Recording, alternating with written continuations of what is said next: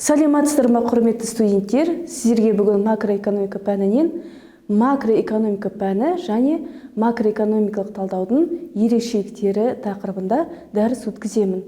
Бұл сабақтың мақсаты макроэкономика курсын кіріспе бөлімімен таныса отырып, бұл пәннің зерттеу пәніне, объектісіне шолу жасау, талдау ерекшелігіне ерекше көңіл бөлу, сонымен қатар пәннің негізін зерттеу мәселелері туралы жалпы түсінік алу және осы пәнді не үшін оқу керектігін түсіну, осы мақсатқа жету үшін мынандай талдау сұрақтары қарастырылады.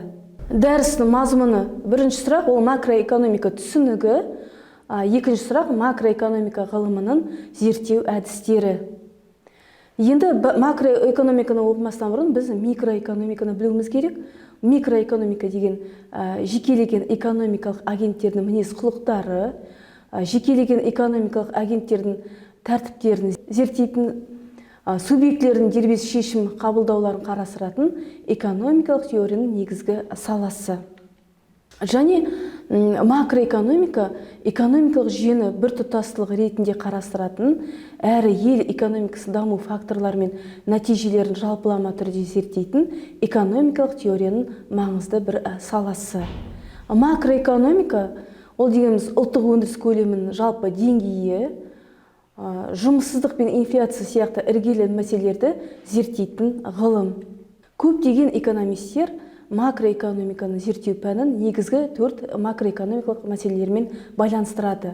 Макроэкономикалық мәселелер олар жұмыс бастылық, инфляция, экономикалық өсу, төлем балансы. Және осы макроэкономиканы зерттейтін негізгі мәселелері ол деген тұрақты экономикалық өсу және оның қарқыны, жалпы экономикалық тепе-теңдік және оған қол жеткізудің жолдары, экономикалық цикл, оның пайда болу себептері, жұмысбастылық деңгейі және жұмыссыздық мәселесі, бағалардың жалпы деңгейі және инфляция мәселесі, пайыз мөлшерлемесінің деңгейі және ақша айналымының мәселесі, мемлекеттік бюджет жағдайы, бюджет тапшылығын қаржыландыру және мемлекеттік қарыз мәселелері, халықты әлеуметтік қорғау мәселелері, төлем балансының жағдайы және валюта бағамының мәселелері, ел ішіндегі ұлттық нарықтардың жағдайы және олардың сыртқы ортамен байланысы, және тиімді макроэкономикалық саясатты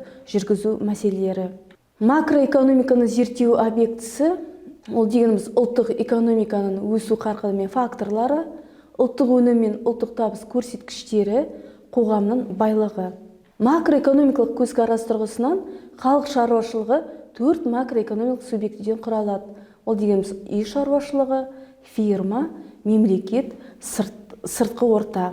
Макроэкономикалық талдаудың жалпы ғылыми әдістеріне мыналар жатады. Ол деген ғылыми абстракция әдісі, анализ және синтез әдісі, индукция және дедукция әдістерінің үйлесімділігі, нормативтік және позитивтік талдаудың үйлесімділігі, әртүрлі тең жағдайларда принципін қолдану, экономикалық агенттердің ұтымды шешім қабылдаулары туралы болжамдар, тарихи және логикалық әдістердің бірлігі, жүйелік функционалдық талдау, экономикалық математикалық үлгілеу және тағы басқалар. Макроэкономикалық талдаудың ерекше әдісі ол агрегаттау әдісі болып табылады. Агрегатталған өлшемдер нарықтық жағдаятта және оның өзгерісін сипаттайды, пайыз мөлшерлемесінің деңгейін, жалпы ұлттық өнім, жалпы ішкі өнім, бағалардың жалпы деңгейі. Пайыз мөлшерлемесінің деңгейі, жалпы ұлттық өнім, бағалардың жалпы деңгейі, инфляция деңгейі, жұмыссыздық деңгейі. Үлгілеу ол дегеніміз әртүрлі экономикалық құбылыстар мен үдерістерді, функционалдық өзара байланыстарды, логикалық түсініктер, графиктер, алгебралық сипаттамалармен қарапайым түрде түсіндіру. Макроэкономикада әртүрлі үлгілер қолданылады. Ол деген ұлттық экономикадағы шеңберлі айналым үлгісі, АДАС үлгісі, Кейнс кресі үлгісі, ESLM үлгісі, Солоу үлгісі, Домар үлгісі, Харат үлгісі, Самуэльсон Хикс үлгісі. Әрбір үлгіде айнымалардың екі типажы типі ажыратылады. Ол деген экзогенді және эндогенді. Экзогенді ол дегеніміз сыртқы айнымалылар, эндогенді деген ішкі айнымалылар. Экзогендіге үлгіні құруға дейін анықталатын бастапқы ақпараттар, олар үлгіге сырттан келеді. Ал эндогенді айнымалылар үлгінің ішінде алға қойылған міндеттерді шешу үрдісінде қалыптасатын өзгермелер, яғни сол үлгінің дәл өзі немесе үлгідегі міндеттердің шешудің нәтижесі болып табылады. Уақыт факторына байланысты өзгеріп отыратын экономикалық айнымалылар қорлар және ағындары болып бөлінеді. Қор айнымалылары ол уақыттың нақты бір мерзімінде ғана өзгеру мүмкін өзгермелер, яғни жылдың басына немесе соңына сәйкес келетін уақытта қаралатын объектінің жай-күйі.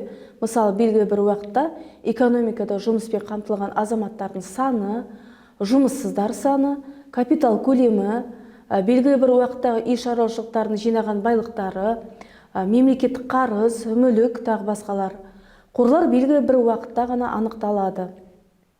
Ағын айнымалыларына өзгермелер, яғни белгілі бір уақыт, күн, ай, квартал, жыл аралығында өзгеріске ұшыраған экономикалық құбылыстар ағыны, мысалы, халықтың жиынтық табыстары мен шығындарының өзгерістері, инвестициялар, жинақтар, мемлекеттік шығындар, экспорт пен импорт, бюджет тапшылығы, табыс, елдегі халық саны, күн сайынғы еңбекке жарамды жасқа кіретін және одан шығатын азаматтардың саны, жұмысын айырылған және жұмыссыз отырған азаматтар. Сонымен қатар макроэкономикада позитивтік және нормативтік әдістерде кеңінен қолданылады. Позитивтік талдау ол деген ұлттық экономиканың нақты іс жүзіндегі әрекетіне талдау жасау. Нормативтік талдау ұлттық экономиканың дамуы үшін қандай да бір аспектілердің және жағдайлардың қолайлығын немесе қолайсыздығын анықтайтын ұсыныстық және баға берушілік сипатқа ие әдіс.